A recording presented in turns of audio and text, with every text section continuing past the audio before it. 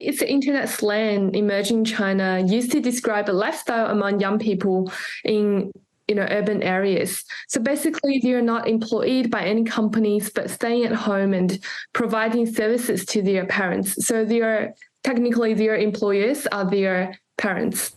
Can you give us some examples, people you've spoken to who are full-time children? Yeah, I have spoken to a few of them, and one of the most interesting case is a woman. She's 31 years old and now not working for any company.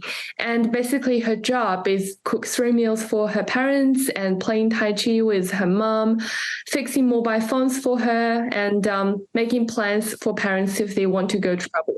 So basically it's a role that combines, tech problem solving coordinator and personal assistant plus just the secretary.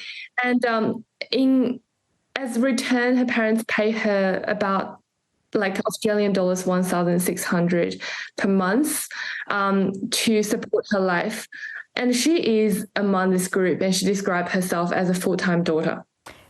I know work is very hard to come by at the moment, but this seems like a really unusual arrangement with parents. Why are people turning to this option? Yeah, exactly. And it's really complicated, Yvonne. So basically, like the first reason, obviously, it's related to very specific circumstances they have been facing collectively.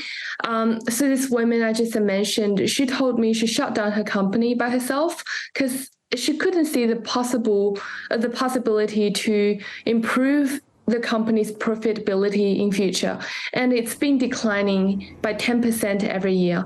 And another young person I've interviewed, he told me he just couldn't stand the work culture in his company, and he basically works from 9 a.m. to 10 p.m. 5 days a week, and he said it's still okay-ish comparing to all the other colleagues in his office. So I think there's a change of people's attitude to work, and also an increasing number of young people realized that, the economy is not serving them and the work culture doesn't really provide them a better life. And the second reason is a bit more complicated. So most of these people I've spoken to are from the one-child policy and living in China's urban area. So it's worth to note, I guess, that being full-time child or full-time children is a very, very privileged choice to make. And most of these people, they get all the resources from their parents, but they also need to bear all the responsibilities of taking care of them when they're getting older. So this combines together, makes them feeling like they have the responsibility to go back to home and, take care of their older parents. But their parents also want to, pay them something and support this only child's life. So this is all these reasons made them ends up making the decision of being full-time children.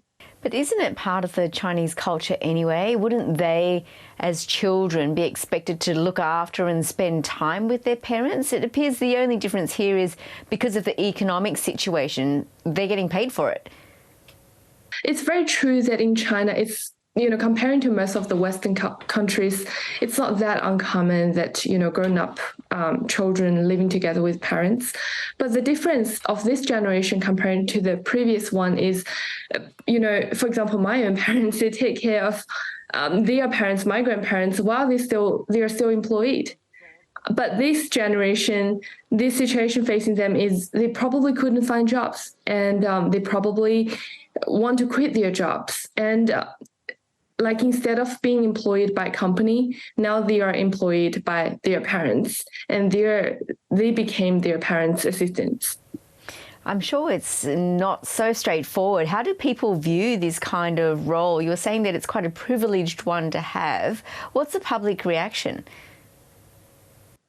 Yeah, definitely some debates around it. So some sociologists I've spoken to, they told me they have also found this kind of lifestyle is really stigmatized among, older people. And they accuse these young people for being, there's a word called deeds, like not in education, employment, or training, or in a Chinese way to say that is 啃老族, which literally translated as parent eater, or people who eat their parents. But like these young people told me, their parents themselves don't seem minded at all. Because they're all the only child in their family, and they said all their parents want is their children can be happy and healthy.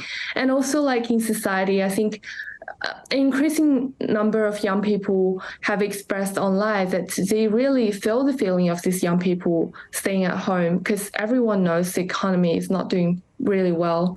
And we have seen some discussions online that they said like they feel sorry for these young people and think this is a good alternative way to cope with the current situation.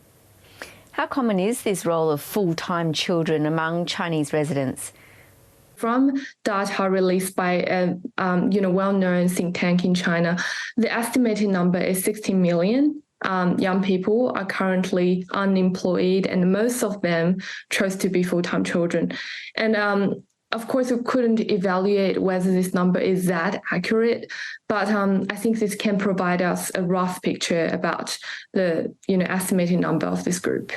16 million, that's a lot. What kind of long-term impacts will this kind of arrangement have on society in general, do you think? Yeah, so I have spoken to an economist about this, and what he said is this situation would last for long. So it wouldn't be a short-term problem that can be solved overnight. It might last for, as long as decades. And how to maintain social stability would be one thing that the government need to think about. Because imagine a large group of young people couldn't find job, are not employed in the country, and the economy wouldn't see a magic bounce back anytime soon. That would be a challenge. And so we can only wait and see what would happen next. Indeed, it's really fascinating. Thanks so much, Joyce. Thank you.